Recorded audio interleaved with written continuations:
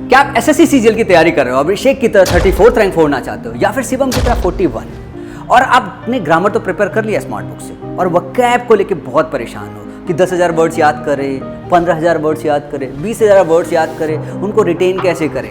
यार देखो, तैयारी तो सब कर लेते हैं, तैयार तो 4-4, 6-6 किताब कर लेते हैं, पर कितने समय में तैयार कर रहे हो? साल भर में, 2 साल में, या फिर 4 साल में? ट्राई करें वोकैब प्लानर। ये सिर्फ आपके वोकैब ना 90 डेज में प्रिपेयर कराएगा, और पूरे के पूरे 9,000 इंपॉर्टेंट वर्ड्स 90 डेज के सिस्टमेटिक प्लान में डाला गया है। तो देर मत कीजिए, सिर्फ और सिर्फ इस बुक का इस्तेमाल कीजिए, जिससे आपके सारे वोकैब की प्रॉब्लम सिर्फ सॉल्व होगी 90 डेज के अंदर।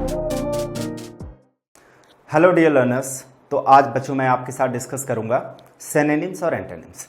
जैसे ही सिनोनिम्स और एंटोनिम्स की बात आती है तो एक कॉमन क्वेश्चन सारे स्टूडेंट्स के दिमाग में आता है कि सर सिनोनिम्स और एंटोनिम्स याद ही नहीं होते हैं, अगर याद कर लो तो भूल जाते हैं। तो सर कैसे याद करें कि ये हमारे दिमाग में टिका रहे या सेट हो जाए, भूले ना हम इसे, ठीक है। तो बच्चे देखिए, इसका जो मैं जवाब देने वाला हूँ आपको, आप ऐसा मुझसे कुछ एक्सपेक्ट मत करिएगा कि मैं कुछ जादू देने वाला हूँ आप लोगों को या कुछ शॉर्ट ट्रिक बताने वाला हूँ, नहीं जी। मैं कोई मजीशियन नहीं हूँ, मैं टीचर हूँ, तो मैं बच्चे वही बताऊँगा जो आपके लिए बेहतर है। पहली बात कि सपोज आपने एक दिन में 10 वर्ड्स याद किए, ठीक है। आपको बच्चे पढ़ना पड़ेगा, समझना पड़ेगा, याद करना पड़ेगा। 10 वर्ड्स आपने याद किए, और याद करने के बाद भूलना ये मानव प्रवृत्ति है, ये ह्यूमन टेंडेंसी है। आप इससे घबराइए नहीं कि आप ही नहीं भूलते, दुनिया का हर इंसान भूलता है अगर वो प्रैक्टिस नहीं कर रहा है या रिवीजन नहीं कर रहा है। आपने अगर सपोज 10 वर्ड्स पढ़े और 10 वर्ड्स को कल आपने रिवाइज नहीं किया, आप 1-2 दिन के बाद वो चीज़ भूल जाओगे। बट अगर कंटिन्यूअसली आप प्रैक्टिस में हो, कंटिन्यूअसली आप अगर रिवाइज कर रहे हो, तो आप उस चीज़ को भूलोगे नहीं। तो बच्चे आपको किस तरीके से इस प्रोसेस को कंटिन्यू करना है मैं वो बता रहा हूँ। सपोज कि पहले दिन आपने 10 वर्ड्स याद कर लिए, ठीक है। तो आपको क्या करना है कि मैं मान लेता हूं कि भाई आज पहला दिन है, 10 वर्ड्स आपने याद किया, और उन 10 वर्ड्स को याद करने में आपको समय लगा सपोज 20 मिनट्स, या मैं मान लेता हूं 15 मिनट्स, राइट। 15 मिनट आपको लग गए। लेकिन आप बच्चे सोच करके देखो, जब अगले दिन आप उसका रिवाइज कर रहे होगे ना, आप रिवीजन में हार्डली 10 मिनट का समय लगाओगे, क्योंकि एक बार पूरा अच्छे से आप पढ़ चुके हो, समझ चुके हो। उसके अगले दिन जब आप उसको रिवाइज करोगे तो आपको 10 मिनट भी नहीं लगेगा, 5 मिनट लगेगा। उसके अगले दिन रिवाइज करोगे 2 से 3 मिनट लगेगा। उसके अगले दिन एक बार आप उसको देखोगे तो पूरी तरीके से देखने की जरूरत नहीं है, ध्यान से सरसरी निगाह से आप देखोगे तो एक समय पे वो आपके दिमाग में पूरी तरीके से बच्चे सेट हो जाएगा। और उसके बाद आप कहीं पे भी देखोगे ना, मॉक में देखोगे या प्रीवियस ईयर के क्वेश्चंस देखोगे, तो आपको वो तुरंत समझ में आ जाएगा, हाँ इसकी मीनिंग ये है। तो इसी प्रोसेस को बच्चे आपको फॉलो करना है, कोई शॉर्ट ट्रिक के पीछे नहीं भागना है, कोई कम टाइम में बहुत ज़्यादा हम याद कैसे कर लें उन चीज़ों के पीछे नहीं भागना है बाद में, जिससे आप रिग्रेट करें। अच्छा, एक और इंपॉर्टेंट बात बच्चे मैं आपको बताना चाहता हूँ कि जो भी यहाँ पे वर्ड लिखा गया है, ठीक है, आपके सामने, इन वर्ड के मल्टीपल सिनोनिम्स होते हैं, मल्टीपल एंटोनिम्स होते हैं। तो बच्चों के दिमाग में ये भी आता है कि सर बहुत सारे इसके सिनोनिम्स होते हैं, बहुत सारे इसके अपोजिट वर्ड्स होते हैं, तो कितना याद करें। तो सबसे पहली बात बच्चे, मैं उन सिनोनिम्स और एंटोनिम्स को यहाँ पे आपके सामने लिखने वाला हूँ जो आपका एग्जामिनेशन, ध्यान से सुनिएगा, आपका एग्जामिनेशन आपसे फ्रिक्वेंटली पूछता है, राइट। मैं बच्चे ऐसा नहीं कि यहाँ पे 20-25 उन वर्ड्स को लिखूंगा जिनका आपके एग्जामिनेशन से कोई लेना देना नहीं, एग्जामिनेशन में इन वर्ड के जो सिनोनिम्स पूछे जाते हैं, जो सिमिलर वर्ड्स इनके होते हैं, उन्हीं को हम यहाँ पे लिखने वाले हैं, वही आपको बस याद करना है, राइट। तो चलो बच्चे शुरू करते हैं। तो सबसे पहला वर्ड जो लिखा है एंट्रेपिड, इसको एंट्रेपिड पढ़ते हैं। एंट्रेपिड का मतलब क्या होता है बच्चे, हिंदी में बोला जाए तो निडर, ठीक है। इंग्लिश में भी इसकी मीनिंग लिखी गई है, जैसे लिखा है बच्चे, इसको रेजोल्यूट पढ़ते हैं। तो ये रेजोल्यूट में एलवाई जुड़ गया तो ये रेजोल्यूटली हो गया बच्चे। वैसे ही अपने आप में एक अकेला वर्ड जो रेजोल्यूट होता है उसकी मीनिंग मैं बता देता हूं आपको। सोइंग, यहां पे लिख लीजिएगा आप, सोइंग, या यू कैन से having great determination, great determination. Hindi में अगर बच्चे मैं बोलूं तो दृढ़ निश्चय, राइट, या दृढ़ निश्चय, जिसको हम डिटरमाइंड बोलते हैं ना, कि कोई इंसान अगर किसी चीज को करने के लिए दृढ़ निश्चय कर लिया, ठीक है, उसने संकल्प ले लिया, तो उसी को हम बोलते हैं रेजोल्यूट। तो रेजोल्यूटली एक एडवर्ब है जिसका मतलब होता है showing, having great determination. Clear. अच्छा, आगे क्या लिखा है बच्चे, पूरी बात समझा देता हूं। रेजोल्यूटली फियरलेस, या यू कैन से डॉन्टलेस। तो ये जो रेजोल्यूटली फियरलेस लिखा है ना, मतलब ये कहना चाहता है पूरी तरीके से निडर। डॉन्टलेस मतलब भी बेटा होता है निडर। तो यहाँ पे अगर मैं इसके सिनोनिम्स की बात करूँ तो यहाँ पे देखिए ये 2 सिनोनिम्स इसके लिखे गए हैं, ध्यान दीजिएगा। एक तो हो गया आपका डॉन्टलेस, और बचा दूसरा यहाँ पे क्या हो गया, फियरलेस। ठीक है, एक अपनी तरफ से देखिए मैं और लिख देता हूँ। यहाँ पे बच्चे ध्यान देना, यहाँ पे मैं सिनोनिम्स लिख दूंगा और यहाँ पे मैं एंटोनिम लिखूंगा, और वही मैं लिखूंगा जो आपका एग्जामिनेशन आपसे बार बार पूछता है, तो आप इनको ज़रूर याद करिएगा। जैसे एक तो यहाँ पे आपका ये डोंटलेस बच्चे लिखा हुआ है, और जब मैं इस चीज़ को लिखूँ तो आप मेरे साथ बोलते जाना बेटा, ठीक है, मन में पढ़ते जाना, इससे याद करने में आपको बहुत मदद होगी। डोंटलेस आपका हो गया, एक ऑलरेडी वहाँ पे और लिखा गया है बच्चे, फियरलेस हो गया। ठीक है, एक होता है बच्चे आपका ऑडेसस, क्या पढ़ते हैं इसको, ऑडेसस, ऑडिसियस नहीं पढ़ते, दैट इज ऑडेसस। तो ऑडेसस, फियरलेस, डोंटलेस इसके सिनोनिम्स हैं। एंटोनिम की बात करें बच्चे तो कावर्डली, कावर्डली हो गया, और साथ में हम ये भी लिख सकते हैं बेटा फियरफुल, राइट। तो आपने यहां पे क्या समझा कि एंट्रेपिड मतलब होता है निडर, यानी जिसको हम ऑडेसस, फियरलेस या डोंटलेस इसका सिनोनिम्स हो गया। अगर इसके एंटोनिम की बात करें तो कावर्डली और फियरफुल। डन। अगले वर्ड पे आते हैं बच्चे। हाँ, एक चीज और बच्चे यहाँ पे साथ में आप लोग लिख लेना, ठीक है, नोट करके बेटा लिखना। ये जो वर्ड है ना, ये भी कभी कभी एग्जामिनेशन में पूछा जाता है। अच्छा वर्ड है आपका रेजोल्यूट, ठीक है, तो रेजोल्यूट को अलग से यहाँ पे बेटा लिख लेना। इसका मतलब होता है डिटरमाइंड, ठीक है, दृढ़ निश्चय। डिटरमाइंड मतलब दृढ़ निश्चय। क्लियर। एब्रोगेट की बात करते हैं बच्चे। एब्रोगेट की यहाँ पे जो हिंदी मीनिंग लिखी है, इसका मतलब होता है रद्द करना। एब्रोगेट का मतलब क्या होता है, रद्द करना। लिखा है repeal or do away with a law, right or formal agreement. ठीक है, अब सुनना बच्चे, रिपील मैंने बोला, रिपील मतलब क्या हो गया, रद्द करना। आप ऐसे कह सकते हो कि अगर हम सिनोनिम्स की यहाँ पे बात करेंगे तो ये जो एब्रोगेट जिसके मतलब होता है किसी चीज़ को रद्द करना, कैंसिल करना, तो उसका सिनोनिम आपका क्या हो जाएगा, एक तो बच्चे यही हो जाएगा, रिपील। ठीक है, और do away with a law, right or formal agreement. ठीक है, तो ये हमारा रिपील हो गया। अच्छा, इसके साथ कुछ मैं और लिखता हूँ, आपका ध्यान से सुनना बच्चे। रिपील हो गया। मैं रिवोक की बात करूं तो रिवोक मतलब भी होता है रद्द करना। ठीक है, उसके बाद बच्चे हम एक वर्ड काफ़ी पूछा जाता है आपका रिसिंड। रिसिंड मतलब भी होता है रद्द करना। तो आपका रिपील हो गया, रिवोक हो गया, रिसिंड हो गया। एक ये वर्ड आपने भी देखा होगा, बहुत फ्रिक्वेंटली पूछा जाता है, दैट इज़ नलीफाई। ठीक है, एक वर्ड और है बच्चे यहाँ पे, इसको हम अनल पढ़ते हैं, अनल। अनल भी बहुत ज़्यादा पूछा जाता है। और उसके साथ बच्चे एक वर्ड और बहुत बारी पूछा गया है, रिप्यूडिएट। तो इन सारे वर्ड्स को आप एक बार सर्च करके देख सकते हैं प्रीवियस ईयर के एग्जामिनेशन के अंदर, तो इनकी जो पूछने की फ्रीक्वेंसी है वो बहुत ज़्यादा है। तो बच्चे एब्रोगेट मतलब रद्द करना, और ये इनके सिनोनिम्स याद रखना है आपको। ठीक है, जिसके अंदर रिपील है, रिवोक है, रिसिंड है, नलीफाई है, अनल है, और आपका क्या है, रिप्यूडिएट है। क्लियर। अब अगर बच्चे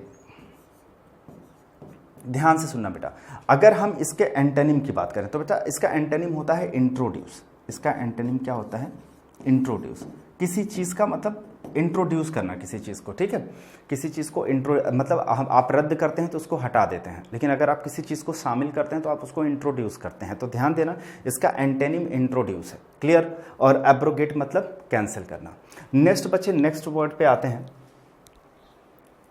देखो अगला वर्ड है हमारे पास डिफरेंस। ध्यान से इसको पढ़ना, इसको पढ़ने में गलती मत करना, इसको डिफरेंस मत पढ़ना, इसको डिफरेंस पढ़ना। डिफरेंस, डिफरेंस मतलब होता है बेटा सम्मान। ठीक है, एक वो जो डिफरेंस होता है उसका मतलब होता है अंतर, इसका मतलब होता है सम्मान। डिफरेंस, जैसा कि देखिए यहाँ पे लिखा हुआ है कि पोलाइट सबमिशन एंड रिस्पेक्ट। तो एक सिनोनिम तो सीधा सीधा लिखा है बच्चे। ठीक है, देखो यहाँ पे ये इसकी मीनिंग है, ये हिंदी मीनिंग है, ये पोलाइट सबमिशन एंड रिस्पेक्ट, ये हमारी क्या है उसकी इंग्लिश मीनिंग है। और ये जो लिखा है ना, ये इसका एक सिनोनिम लिखा है। लेकिन आप डोंट वरी, मैं बहुत सारे सिनोनिम्स आपको देने वाला हूँ आपसे, आपके एग्जामिनेशन से रिलेटेड। तो अगर यहाँ पे बच्चे हम लोग सिनोनिम्स की बात करें तो देखिए, एक तो आप रिस्पेक्ट यहाँ पे लिख ही सकते हो। ठीक है, एक तो रिस्पेक्ट हो गया। एक वर्ड बच्चे बहुत पूछा जाता है, एमिएबिलिटी। एक और काफ़ी पूछा जाता है, एमेनेबिलिटी। राइट। तो एक तो वर्ड हो गया बच्चे आपका रिस्पेक्ट, ये तो बहुत इजी है, ये सारे बच्चों को पता होता है। एमिएबिलिटी बेटा आपने ध्यान रखना है। ठीक है, एमिएबिलिटी। और इसको याद करने का एक तरीका मैं बता देता हूँ। देखिए अभी साथ में याद हो जाएगा। यहाँ क्या लिखा है, एबिलिटी। यहाँ पे क्या लिखा है बेटा, एबिलिटी। इसके पहले ये तो जो वर्ड है ना, जो हमने प्रीफिक्स किया हुआ है, बस उसको ध्यान में रख लो। एमेनेबिलिटी, और यहाँ पे बच्चे AMI, एमिएबिलिटी। तो यहाँ देखो एबिलिटी एबिलिटी कॉमन हो गया, तो ये याद हो गया होगा आपको, एमिएबिलिटी हो गया, एमेनेबिलिटी हो गया। क्लियर हुई बात। और रिस्पेक्ट तो हमें पता ही पता है। एक चीज और बच्चे यहां पे लिखना आप, जेनियलिटी, ठीक है।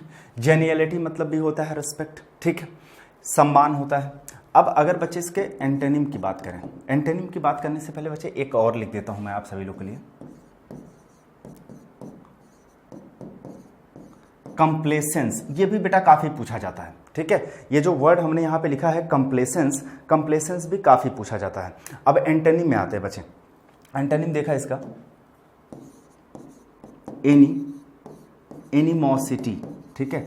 एक हमने यहाँ पे एनिमोसिटी लिख दिया और यहाँ पे बच्चे हमने एक एंटीपैथी लिखा, ठीक है। अब ध्यान से सुनिएगा क्योंकि बात हम यहाँ सम्मान की कर रहे हैं। तो यहाँ पे ये जो रिस्पेक्ट, कंप्लेसेंस, एमिनेबिलिटी या जेनियलिटी लिखा हुआ है बच्चे, ठीक है, ये तो उसका सिनोनिम्स हो गया। अब इसका एंटोनिम क्या होगा, उसका उल्टा। जैसे हमने एंटीपैथी, एंटीपैथी मतलब क्या हो गया, एक तरीके से उदासीनता, ठीक है। अब जैसे बच्चे यहाँ पे ये देखो, जैसे हमने लिखा एनमिटी, जैसे यहाँ पे हमने लिखा हॉस्टिलिटी, ठीक है। तो ये जो आप एनिमिटी की बात करते हैं, हॉस्टिलिटी की बात करते हैं, एंटीपैथी, एनोमिसिटी, तो ये सारी चीजें हमारी बच्चे क्या हो गई, ये इसका अपोजिट हो गया, ठीक है। तो अगर आप किसी से, आप ऐसे समझना, जब आप किसी की रिस्पेक्ट करते हो तो आपका जो नेचर होता है उसके टूवर्ड, वो आपका होता है फ्रेंडली, ठीक है, मित्रवत होता है। लेकिन अगर हम उसी के उल्टा बात करेंगे कि अगर उसी का अपोजिट, अगर आप किसी का रिस्पेक्ट नहीं करते तो आप ऑब्वियस सी बात उससे नफरत करते हैं, ठीक है। उसके प्रति आपके मन में सम्मान नहीं है, असम्मान है, घृणा है। तो हमने लिख दिया हॉस्टिलिटी, एनमिटी, ठीक है, एंटीपैथी और एनिमोसिटी। क्लियर हुई बात। नेक्स्ट देखना बच्चे यहाँ पे कॉन्ट्रैक्ट। कॉन्ट्रैक्ट का मतलब देखिए सबको पता होता है। कॉन्ट्रैक्ट का मतलब क्या होता है बच्चे कि अग्री बाय लीज। लीज क्या होता है, लीज होता है आपका एक लीगल अग्रीमेंट, ठीक है। वही डीड भी वही होता है। तो जैसे यहाँ पे आप देखिए लीज भी बोल सकते हैं, डीड भी बोल सकते हैं और लीगल कॉन्ट्रैक्ट या लीगल अग्रीमेंट भी बोल सकते हैं ना। तो कॉन्ट्रैक्ट वही होता है आपका, कोई लीज होता है, कोई डीड होता है। जैसे आपने कोई बिल्डिंग किराए पर ले ली, ठीक है। अब क्या है कि एक period of time, suppose 5 years के लिए आपने एक बिल्डिंग ले ली, अब उसके लिए आप क्या देंगे, रेंट देंगे। तो वो जो आप लीगल कॉन्ट्रैक्ट उनके साथ करते हैं, लीगल अग्रीमेंट जो आप उनके साथ करते हैं, उसी को लीज बोला जाता है। क्लियर। इसके बच्चे कुछ सिनोनिम्स हैं अच्छे, थोड़ा उसको लिखना आप। कन्वेनेंट पढ़ते हैं इसको, क्या पढ़ते हैं बच्चे, कन्वेनेंट। और एक है आपका इसको अकर्ड, क्या पढ़ेंगे बच्चे, अकर्ड, ठीक है। अकॉर्ड मत पढ़ना, दैट इज अकर्ड। अकर्ड हो गया आपका ट्रीटी, आपसी समझौता, ये तो बहुत कॉमन वर्ड है, बहुत पूछा जाता है, ठीक है। एक वर्ड होता है बच्चा अलायंस, राइट। अलायंस के साथ अगर हम बात करें बच्चे, एक वर्ड होता है आपका पैक्ट। तो इनको ध्यान रखना है आपको। पैक्ट हो गया, अलायंस हो गया, ट्रीटी हो गया, अकॉर्ड हो गया, कन्वेनेंट हो गया। कन्वेनेंट ये इनका मतलब कॉन्ट्रैक्ट होता है, इनका मतलब होता है आपसी समझौता है। इनका मतलब क्या होता है बच्चे, आपसी समझौता। जैसे पैक्ट का मतलब आप देखेंगे तो ये भी लिख करके आएगा। पैक्ट का मतलब होता है फॉर्मल अग्रीमेंट। इसका मतलब क्या होता है बच्चे, फॉर्मल अग्रीमेंट, ठीक है, ये चीज। तो इनका मतलब हो गया कॉन्ट्रैक्ट, डन है बात। तो इसमें बच्चे कोई दिक्कत किसी बच्चे को तो है नहीं, राइट। अगर इसका अपोजिट मीनिंग बहुत बेटा नहीं पूछा जाता, बट एक अपनी तरफ से मैं दे देता हूं, इसको तुम लोग याद कर लेना, कभी कभी पूछ लिया जाता है। तो इसका जो आपके लिए इंपॉर्टेंट है, इसके जो सिनोनिम्स वर्ड हैं वो काफी इंपॉर्टेंट है। जो हमने कन्वेनेंट लिखा, अकर्ड लिखा, ट्रीटी लिखा, अलायंस लिखा, पैक्ट लिखा। पैक्ट को हम बच्चे ये भी बोल सकते हैं, जैसे हमने कहा फॉर्मल अग्रीमेंट, या इसको हम ये बोल सकते हैं कॉन्ट्रैक्ट, किसी के साथ करना, कोई आपसी समझौता करना, ठीक है। तो उसको हम लोग क्या बोलते हैं, कॉन्ट्रैक्ट। डन। नेक्स्ट वर्ड है बच्चे अबनॉक्सस। अगर मैं अबनॉक्सस की बात करूं तो इसकी जो हिंदी मीनिंग होती है दैट इज अप्रिय, ठीक है, अप्रिय बोलते हैं। लेकिन आपको भी पता है, आपका एग्जामिनेशन जब आपसे सिनोनिम्स और एंटोनिम्स पूछता है तो उसमें वो हिंदी मीनिंग नहीं पूछता है, उसमें बच्चे आपसे सिनोनिम्स पूछता है। तो आपको जो इंग्लिश मीनिंग है वो याद होनी चाहिए और साथ में उसके सिनोनिम्स और एंटोनिम्स पता होने चाहिए। तो खैर आप अपनी अंडरस्टैंडिंग के लिए बच्चे इसको रख सकते हो, याद कर सकते हो कि भाई अबनॉक्सस का मतलब होता है अप्रिय। अगर इसके बच्चे इंग्लिश में हम मीनिंग की बात करें, दैट इज एक्सट्रीमली अनप्लेजेंट। देखिए अनप्लेजेंट का मतलब क्या होता है, अनप्लेजेंट का मतलब होता है अप्रिय, ठीक है। मतलब जो दुखद हो, जो अप्रिय हो, जो एक तरीके से बच्चे डिस्गस्टिंग हो, बेहुदा हो, बेकार हो, ठीक है, उसे हम बोलते हैं ऑब्नॉक्सियस। तो अगर मैं इसके सिनोनिम्स, मीनिंग तो आपको समझ में आ गई। अगर हम इसके बच्चे सिनोनिम्स की बात करें तो एक तो ऑलरेडी वहाँ पे लिखा है डिस्गस्टिंग, ठीक है। कुछ सिनोनिम्स मैं आपके सामने लिखता हूँ क्योंकि बहुत ही इंपॉर्टेंट वर्ड है ये, और इसके जो सिनोनिम्स है वो भी काफ़ी इंपॉर्टेंट है। कोई ऐसा वर्ड नहीं है जो पहले एग्जाम में पूछा ना हो, तो उसको बच्चे ध्यान देना। एक वर्ड तो आपका डिस्गस्टिंग हो गया। डिस्गस्टिंग के बाद बच्चे पहले मैं कुछ ईजी वर्ड लिखता हूँ, जैसे आपका ऑफेंसिव हो गया। उसके साथ अगर मैं बात करूँ आपसे नेस्टी हो गया। नेस्टी के साथ बच्चे अगर मैं बात करूँ ऑफुल। तो ये जो कुछ वर्ड मैंने यहाँ पे लिखे हैं, जो मैंने ऑफेंसिव लिखा है, नेस्टी लिखा है, ऑफुल लिखा है, तो इसका मतलब भी होता है बच्चे अप्रिय, ठीक है, दुखद, बुरा। और एक ये भी अनप्लेजेंट जो वर्ड है, ये भी इसके सिनोनिम हो सकता है, मतलब इसका सिनोनिम ही है बच्चे। अनप्लेजेंट आप बोलो या ऑफुल बोलो, बात एक ही है, ठीक है। अच्छा, कुछ वर्ड बच्चे आपको यहाँ पे और ध्यान देने हैं जो थोड़े से डिफिकल्ट हैं, आप इसको ध्यान दीजिएगा। एक वर्ड यहाँ पे मैंने लिखा एबेरेंट। क्या लिखा बच्चे? ABHORRENT। ऐसे वर्ड की स्पेलिंग भी बच्चे याद करते चलिएगा, क्योंकि स्पेलिंग मिस्टेक में भी ऐसे वर्ड पूछ लिए जाते हैं। तो एबेरेंट बच्चा एक वर्ड हो गया आपका, ठीक है। साथ में यहाँ लिखता हूँ, जगह नहीं है, तो एबॉमिनेबल, ये अबॉमिनेबल जो बच्चे एक वर्ड है। साथ में एक वर्ड मैं और लिख देता हूँ, अपालिंग। इसमें बच्चे ध्यान क्या देना है, डबल पी होता है, डबल एल होता है। तो इन चीज़ों को ध्यान देते हुए चलोगे ना, तो साथ में जो तुम स्पेलिंग वाला एरर करते हो वो स्पेलिंग वाला एरर आप नहीं करोगे, राइट। तो बच्चे यहाँ पे देखिए, इन वर्ड को आप थोड़ा सा मैं फोकस करता हूँ, जिससे आप इनको प्लीज़ याद रखें, आपके दिमाग से उतरे ना ये वर्ड, क्योंकि ये मुझे लग रहा है थोड़ा इजी है। ऑफेंसिव, नेस्टी, ऑफुल और अनप्लेजेंट। ये जो एबेरेंट है, एबॉमिनेबल है, अपालिंग है, ये थोड़ा डिफिकल्ट नहीं है क्योंकि इतना फ्रिक्वेंटली आता है तो बच्चों को पता है, लेकिन फिर भी जिन बच्चों को कन्फ्यूजन होती है, बच्चा इसको ध्यान रखना आप, ठीक है। अब आप इसके एंटोनिम की बात करेंगे, ठीक है बच्चे। एंटोनिम में एक जो बहुत ही प्यारा वर्ड है उसको लिख लें आप, जो पूछा भी जाता है काफ़ी, इनअक्वस, ठीक है। अब ये तो खैर बच्चे लिखने का कोई सेंस नहीं बनता अगर मैं यहाँ पे इनऑफेंसिव लिखूं, जो कि इसका अपोजिट वर्ड होता है, लेकिन ये तो बच्चों को पता है ना, ऑफेंसिव, इनऑफेंसिव, ठीक है। तो ये वाला वर्ड बच्चे यहाँ पे आपने ध्यान रखिएगा, ठीक है। ये जो वर्ड मैंने यहाँ पे लिखा है इनऑक्वस, ये वर्ड आप ध्यान रखिएगा, ठीक है। अब आते हैं बच्चे प्रोलिफरेट पे। प्रोलिफरेट का मतलब क्या होता है बच्चे? प्रोलिफरेट का मतलब होता है किसी चीज़ का संख्या में बढ़ना, ठीक है, नंबर्स में किसी चीज़ का बढ़ना। जैसे देखिए यहाँ लिखा ना, इंक्रीज रैपिडली। आप सभी लोग को पता है इंक्रीज मतलब बढ़ना होता है, रैपिडली मतलब तेजी से। और आगे लिखा बच्चे इन नंबर, तेजी से बढ़ना, किसमें? संख्या में। तो संख्या में तेजी से बढ़ना, या हम इसको बोल सकते हैं बच्चे मल्टीप्लाई, ठीक है, मल्टीप्लाई होना। अगर कोई चीज़ मल्टीप्लाई होती है तो बढ़ती है। अब जैसे आपके सेल्स हैं, टिश्यू हैं, स्ट्रक्चर्स हैं, कोई भी चीज़ है जो संख्या में मल्टीप्लाई होती है, बढ़ती है, उसी को हम लोग बच्चे क्या बोलते हैं? प्रोलिफरेट, ठीक है। या हम इसको ऐसे भी बोल सकते हैं टू रिप्रोड्यूस रैपिडली। कोई होता ना रिप्रोड्यूस करना, कि रिप्रोड्यूस का मतलब होता है बच्चे एक तरीके से, अगर हम प्रजनन के सेंस में लें तो जैसे बच्चे पैदा होते हैं, ठीक है, तो रिप्रोड्यूस होता है। और हम अगर बच्चे यहाँ पे बात करें कि किसी भी चीज़ का बढ़ना, तो वो भी रिप्रोड्यूस होता है, नंबर्स में किसी चीज़ का बढ़ना। तो एक तो इसका सिनोनिम्स की अगर हम बात करें बच्चा, रिप्रोड्यूस होता है, ठीक है। यहाँ पे मैं लिख देता हूँ सिनोनिम्स। एक तो ये ध्यान दीजिएगा आप, रिप्रोड्यूस होता है। रिप्रोड्यूस के साथ आप एक वर्ड और मैं आपको देता हूँ, ध्यान दीजिएगा, एस्केलेट। एस्केलेट, ESCALATE, एस्केलेट, बच्चे इसको लिख लीजिएगा, ठीक है। तो एक रिप्रोड्यूस हो गया, एस्केलेट हो गया। अगर बच्चे मैं इसके एंटोनिम की बात करें तो वो भी देख लीजिए। अगर इसका मतलब होता है बढ़ना, इंक्रीज होना, तो आप समझ गए होंगे ना मैं क्या कहना चाहता हूँ? डिक्रीज, डिक्रीज बोल सकते हैं आप। और एक वर्ड बच्चे बड़ा प्यारा सा है जो कि आपका एग्जामिनेशन पूछता है, दैट इज डिमिनीज। डिमिनीज मतलब भी कम होना होता है। और एक और वर्ड है बच्चे इसी के साथ, वो भी लिख लेना साथ ही में, याद रखना, लेसन।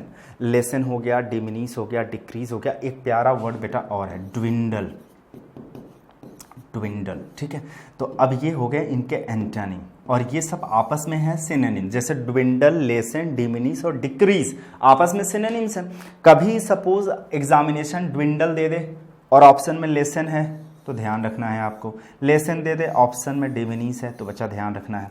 डिक्रीज दे दे अगर ऑप्शन में से इसमें से कोई है तो ध्यान रखना, इसका सिनोनिम्स है। लेकिन इसका अपोजिट है, ये जो आपने यहाँ पे एस्केलेट वर्ड लिखा हुआ है बेटा, यहाँ पे जो आपने एस्केलेट वर्ड लिखा हुआ है, ये इसका क्या है?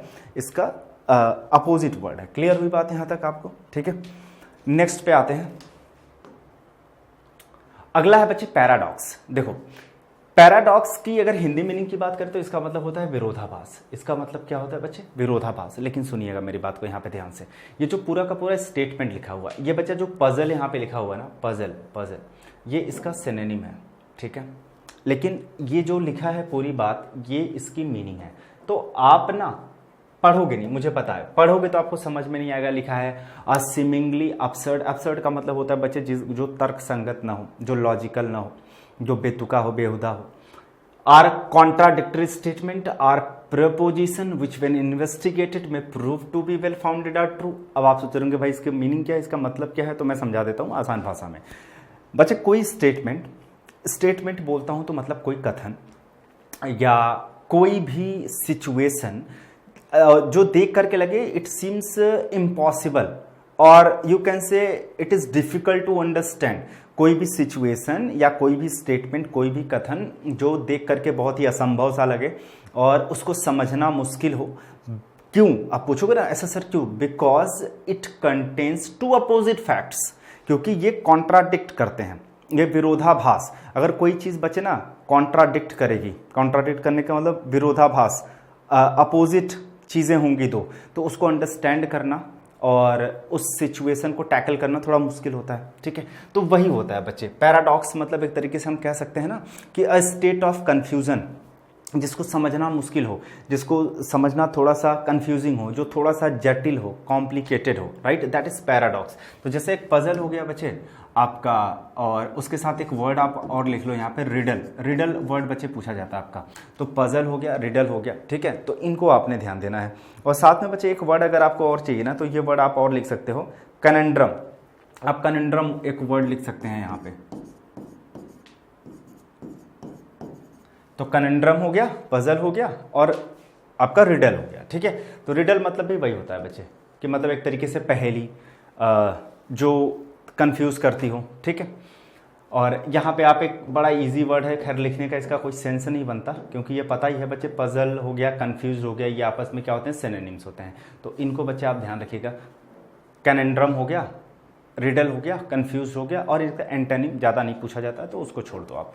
अब आते हैं बच्चे क्लॉजल। कॉलोजल की अगर हम बात करें तो कॉलोजल मतलब होता है बच्चा ना बहुत बड़ा, ठीक है, बहुत बड़ा, बहुत विशाल। जैसा लिखा ना एक्सट्रीमली लार्ज और ग्रेट। तो एक तो सिनोनिम्स बच्चा आपके सामने है, इनॉर्मस। एक सिनोनिम्स मैं अपनी तरफ से लिख देता हूं,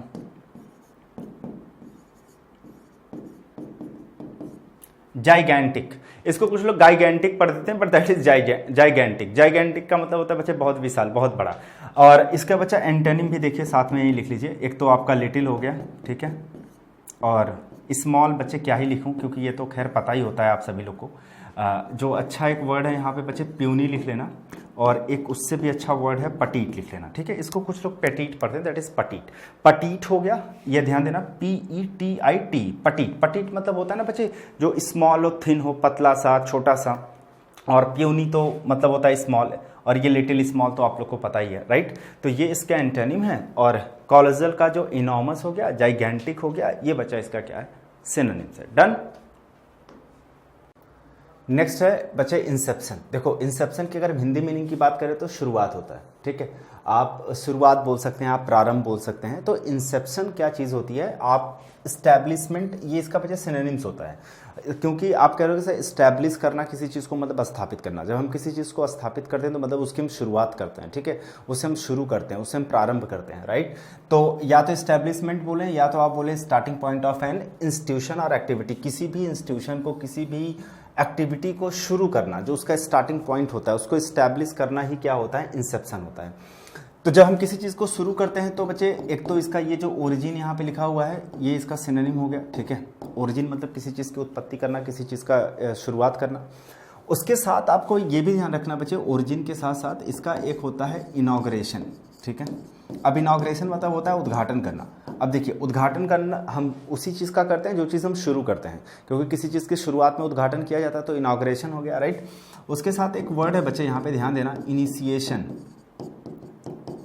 और ये काफ़ी इंपॉर्टेंट वर्ड है। क्यों इंपॉर्टेंस मैं बोल रहा हूँ कि इसके अंदर की इंपॉर्टेंस इसलिए है क्योंकि यहाँ पे आई देखो कितनी बार आया है, 1 2 3 और 4। अब ये वर्ड है बच्चे ना आपके मिस स्पेल्ट जो आपका सेक्शन आता है उसमें भी पूछा जा सकता है, तो वहाँ पे ध्यान दीजिएगा। यहाँ पे कोई आई मिस कर दे तो हम ध्यान नहीं देते। जब इस तरह के वर्ड को हम पढ़ें, जैसे इनिशिएशन है, इसमें 4 आया हुआ है, तो एक बार बच्चे इसको 2-3 बार हम पढ़ लें, रिवीजन कर लें, तो उसको हमें याद कर लेना है। तो हमें मीनिंग तो याद ही हो गया भाई, इनिशिएशन हो गया, इनॉग्रेशन हो गया, ओरिजिन हो गया, और ये इस्टेब्लिशमेंट है, ये भी तो बच्चे इसका सिनोनिम्स ही है, ठीक है।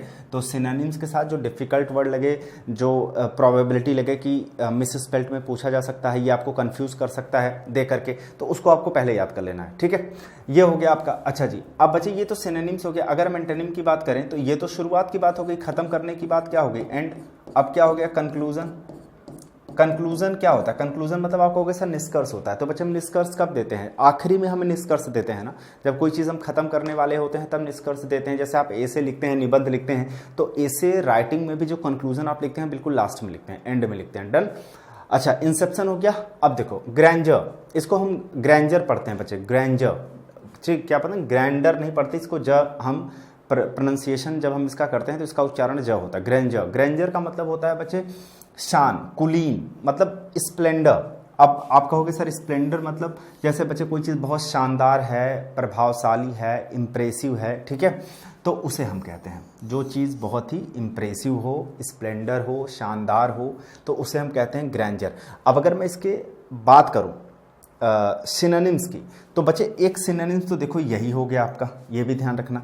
दूसरा देखो इसी में मिल गया, इम्प्रेसिवनेस, तो स्प्लेंडर हो गया, इम्प्रेसिवनेस हो गया, ठीक है। अच्छा, ग्रैंडर का मतलब हम आगे भी बता रहे हैं आपको, स्पेशली ऑफ अपीयरेंस और स्टाइल। देखिए जो अपीयरेंस और स्टाइल की बात कर रहा है, अगर किसी की स्टाइल बहुत इंप्रेसिव है, बहुत ही अट्रैक्टिव है, बहुत ही शानदार है, उसका अपीयरेंस, अपीयरेंस का मतलब हो गया बच्चे जो आप देखते हैं ना, जैसे हम खुद को किस तरीके से रिप्रेजेंट करते हैं, खुद को किस तरीके से अपीयर करते हैं। तो अगर किसी इंसान का अपीयरेंस, किसी इंसान की स्टाइल, ठीक है, वो बहुत ही इंप्रेसिव है, बहुत ही स्प्लेंडर है, ठीक है, उसे हम ग्रैंडर कहते हैं। और ग्रैंडर का मतलब ये भी होता है बच्चे रिस्पेक्टेड एंड डिग्निफाइड, ठीक है। जो चीज़ बहुत ही इम्प्रेसिव है या बहुत ही रिस्पेक्टेड है, डिग्निफाइड है, ठीक है, एक तरीके से रिस्पेक्ट के काबिल है, ठीक है, तो उसे भी हम ग्रैंडर बोलते हैं। तो एक तो इसका सिनोनिम्स ये याद रख लीजिए आप, मैग्निफिसेंस। और एक चीज़ और है बच्चे,